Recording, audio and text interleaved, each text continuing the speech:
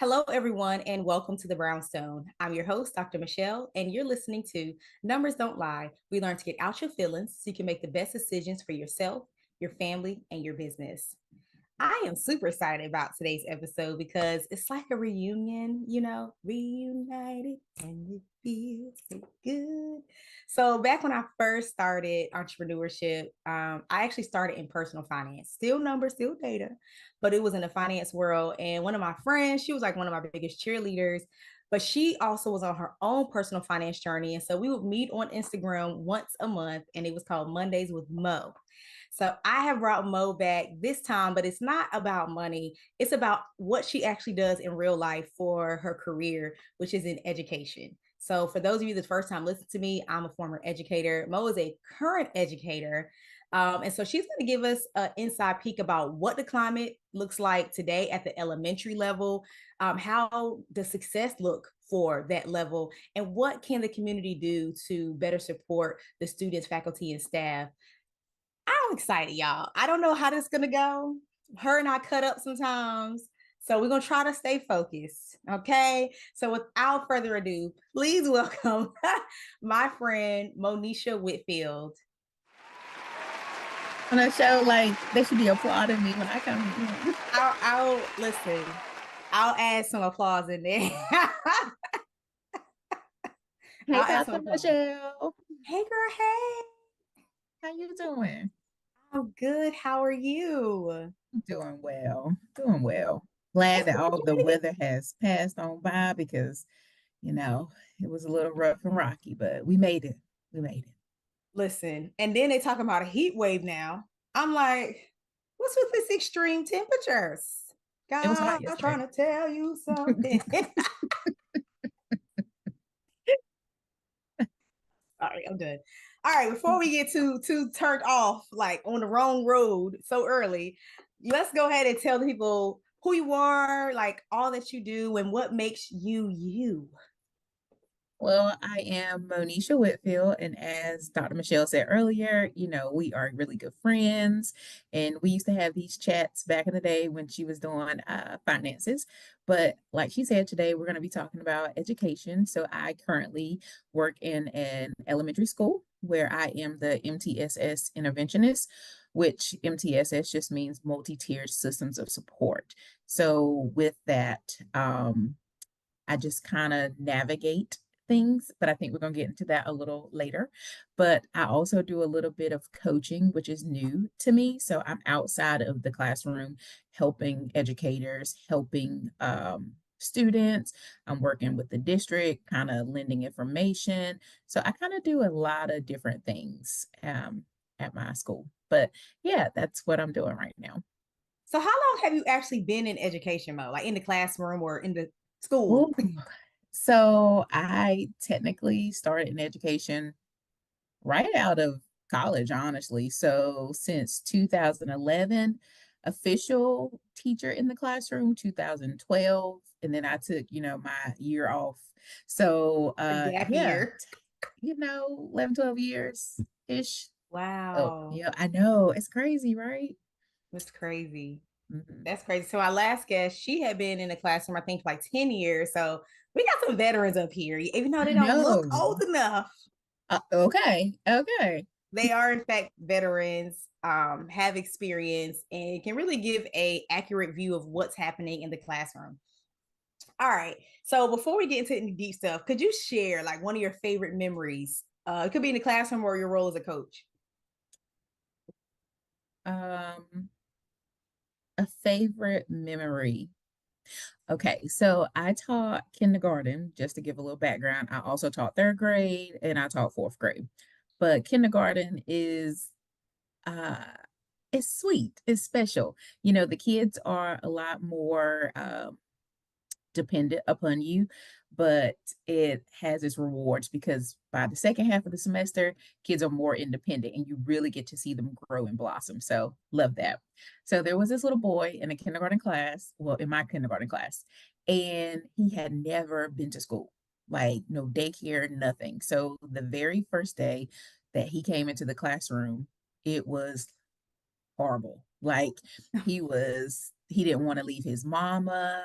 His mama was trying to go. She had to stay a few extra minutes. And we were like, no, just go ahead and go. He'll be fine. He's like kicking, screaming, shouting, like trying to run out the door to get her. And it was just kind of like, you know, he's going to adjust. So it was Mhm. really hard for him the very first couple of months, actually, very Wow. hard exterior. Like you have this little 5-year-old who has so much anger and aggression and just tries to be so macho. And by the end of the year, he was just this whole different kid. He was smiling, where in the beginning, his face was always just very strong and I'm mad and angry. But by the end, he's reading and he's smiling and he's laughing. And you could tell that he was taking pride in all the things that he was capable to do. So, like that little boy in particular has a very special place in my heart because just to see that growth from him, it's like he learned to love school, whereas before he hated it because he didn't know it. So, yeah, that's a very memorable moment for me. Okay. Now that she's done cutting onions, guys. But you actually said something that the last guest said, which was he hated it because he didn't know it.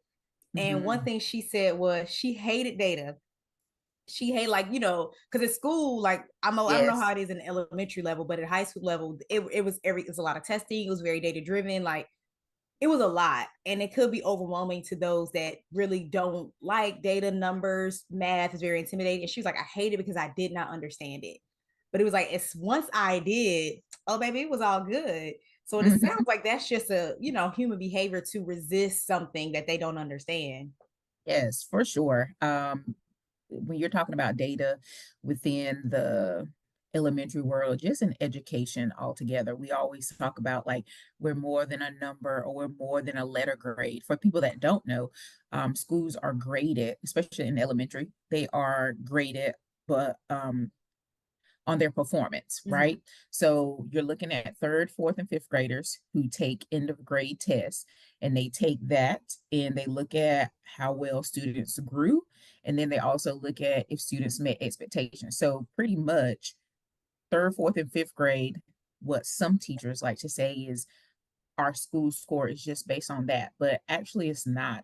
It's a collective. Like we're looking at how students have been learning over time, and Mm. all of that helps to create this score.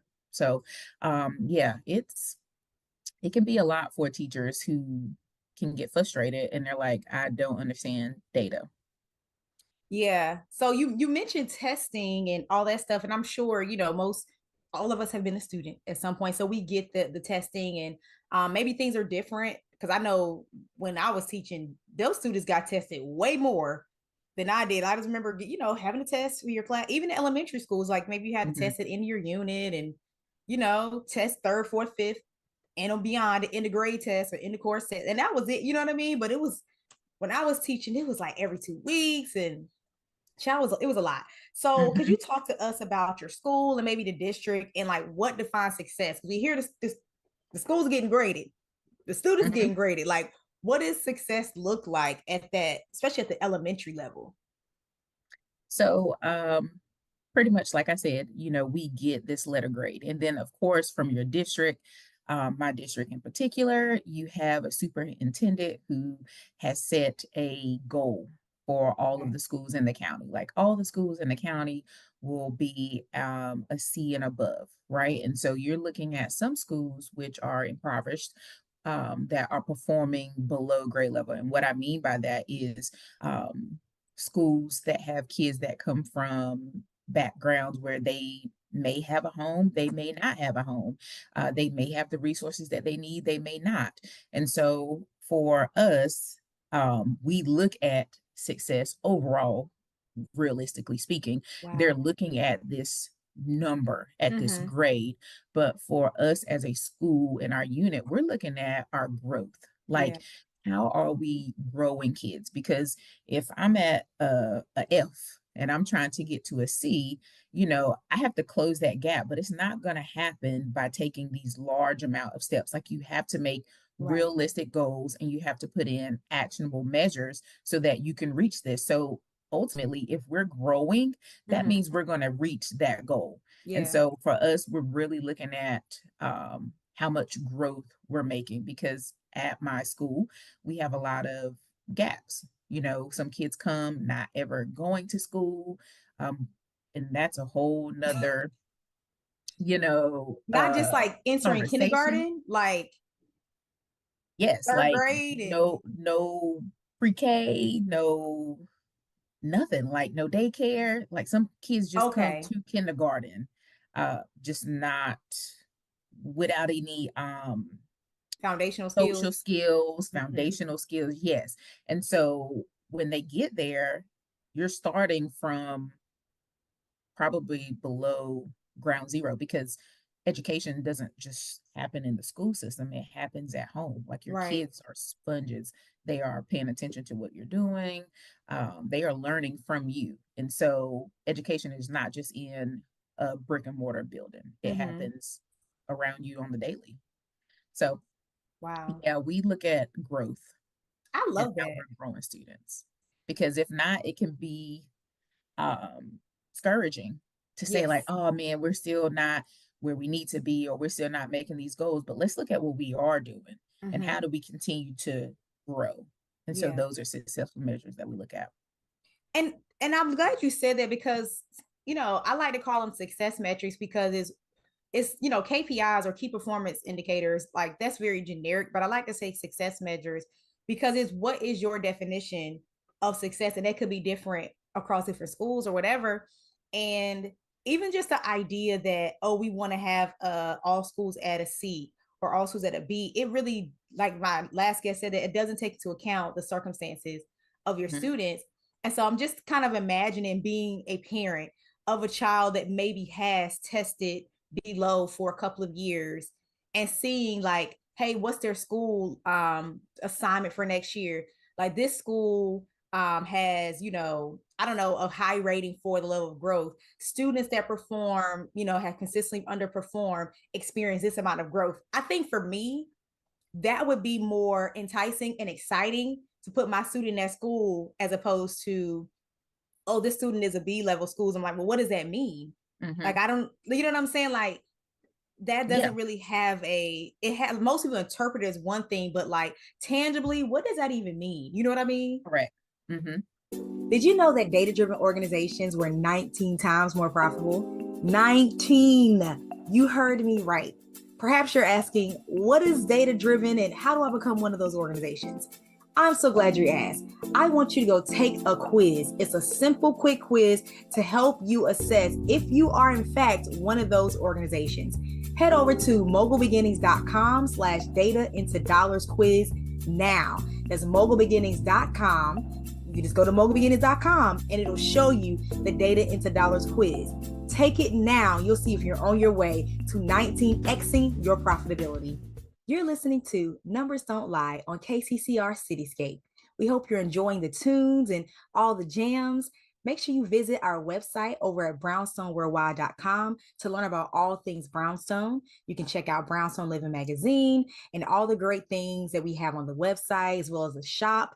You just got to head over to the website, brownstoneworldwide.com. Keeping it locked to KCCR Radio, My station. the Brownstone Center, and don't forget, no matter where you go, there we are. A lot of parents don't view it that way. They Mm-hmm. are looking at schools that are at that A, that B, that C. A lot of people are looking at charter schools, private schools. And the thing is, but are these schools still growing your child? And that should matter to you. Mm-hmm. No, I agree. I agree. And just being someone that was a high achiever, when you're at high achieving schools, if you if you've never if you're walking into the classroom, or and you, I don't want to say weren't a high achiever, maybe haven't been challenged, or maybe don't have those foundational skills, being at a high achieving skills, what they expect. And I taught in a high achieving class. So you're not coming in here talking about some, oh, I need a review of something 2 grades ago. Baby, that's not, you don't get that Mhm. here. You have to go back 2 grades. Like, so when you're at a high achieving school, I think a lot of times, like, it looks good to say, oh, this is an A school, we have all this and that. But if unless you kind of have that student that has an internal motivation and doesn't always need the extra support, that school can be very intimidating and maybe even crush the students' morale if they aren't able to keep up. So Mm-hmm. like I don't know. I just want to. I hope at the end of this episode there's more of a well-rounded view of education and what those like success looks like even at an elementary level for your child, because like a lot of places have school choice where you can like choose where your child goes to school, Mm-hmm. and I just look at like the letter grade, like it's more than just that. Yes, yes. And I think you hear that quite often. Mm-hmm. I've heard, just being honest, I've heard situations where parents are, I'm going to take my child out of this school and put them in this school, or I'm not going to do that because this environment is great for my kid loves school. I like what the staff does, I like the principal, XYZ. So it's not just about um you know this letter grade, but it's Mm-hmm. about how are you being treated, what is the culture of the school. Culture and climate is a very big um, thing when it comes to schools. So Yeah. it's not just about academics, but how do I feel as a parent? How does my child feel in the school? What is the communication like here? So those things matter. Absolutely. And even what you just said reminded me, well, the last guest really talked about culture. And some of my clients that work in the education system, they're really big on setting the culture, especially for students of color. And it was, I don't know if you saw this post. It was a young Black girl. She like maybe in her 20s. And she was talking about being a child that was put in a predominantly white school because Mhm, the idea of it is a better school or mhm, it's a better performing school, but meanwhile, the culture and the climate of school beat those students, that those Black students that go to those predominantly white schools. The mhm, culture and the climate beats them down so bad that they were saying it's so much unlearning they have to do as an adult. So they were saying it's not worth it to put your child in those schools. Just pay for the extra tutoring. So I'm like, again, it's not just about this letter grade for the school of what's the district or this person that probably hasn't taught or schools in 20 years or whatever, mhm, apparently mhm, now it's not a qualification to have any education background to work on a school board or anything. You got anyway, that's a whole nother mhm, story. mhm. But that culture it really influences the academic side too. So I'm really glad you said that. Yeah. So now I want to talk about you more as the coach. So we talked about you kind of working with students and what that looks like, but you as a coach in supporting teachers. So what does success look like for you supporting teachers? Oh man, success looks like teachers achieving their goals, like their needs being met. And so on the coaching side of things, I'll participate in walkthroughs with my leadership team, and we're walking through and we're giving feedback on what we see. And I always when I send out my report to them, it's not like a I got you. When we were in the classroom, we always felt like when somebody was coming around Yeah. that they were just trying to catch us not doing something. But I'm always trying to um, trigger them Mm-hmm. to think about things differently. So it's not like a you should be doing this and you should not be doing that. It's like I wonder. So I'll always end with the I wonder question, and then I'll get them to think about it. And I'll just say, if you want to have a sit down conversation with me, then we can do that. Or if I feel like I need to, I'll say, can you sign up for a time? So I'm getting them to think and reflect, because that is a very big practice. It's Mm-hmm. just being reflective of your instruction. So I'll get them to reflect, and then they'll come to their own aha, like by me asking probing questions. Like, did you ever think about this? Or what do you think will happen if this happens? Or why did you choose to do that? So, getting teachers to think about why they're doing things, that allows you to see, okay, what are their glows and grows? That's what we Mm-hmm. call them. So, like, what are things that they're really, really good at? What's a glow? And then what's something that they can grow in? And most time teachers know what they want to grow in. And Mm-hmm. so once you establish that, you just kind of set a plan like, okay, if this is the area that you want to grow in and this is going to have this kind of impact, then we're going to take small steps to get you there where you feel comfortable. And then we'll go on to the next goal. So that's kind of my approach when it comes to success for teachers. And it's always great to hear teachers say, oh, I tried what you said, or I tried what we talked about, because I'm getting them to set their own goals. Mm-hmm. So I tried this and it worked out well, or can you come and observe me doing this and give me some feedback? So I really want in this role is to be the help. Like, how can I help you? How can I serve you? How can I build you up so that you feel like a Mm-hmm. strong educator and that you're doing your best? So that is what success looks like to me, like teachers accomplishing what they want to do and seeing themselves be a better educator. I love that. And I love the constant feedback. I remember one time I was teaching and it was this random man. Like he didn't, they had like the people the district sends and they had the people inside the school like you. So it's like we Yep. knew the people inside the school. So it's like, you can come in anytime. But the people that like were foreign come in, Hmm. my students would get defensive. They'd Yep. be like, who is this person? Why are they trying to tell you? Chat. Hmm. Not on the spot, feedback. It wasn't on the spot, but they just didn't like him being in there. Okay, He yeah, would give me yeah, feedback later, but it was like you said, the idea of somebody observing you, it always seems like they're trying to catch you. And yeah. Hmm. so they would like be offended for me. They're like, who is this person? Like, we don't Yes. know them. Are they trying to like say something about you? Okay, this is the last thing. And Okay. I'm gonna let you go on about yourself. So we talked about your role as a teacher, as a coach, assisting other teachers, and even diversity in your school, inclusion. Um, now I want you, I guess, to think about how the community and these community organizations could actually be a better support to students as well as faculty. So I work with different like I guess they're educational organizations where they do support students, and a lot of times they end up supporting the teachers as well and the administrators, Hmm. because as administrators they got a heavy load on their back. So Ooh, when other baby. people can come in and help support them, it kind of like relieves that stress a bit. So I guess just thinking about your experience, like what are ways that these community organizations really come in and help these students and the faculty and staff, like help these students reach these goals? Hmm.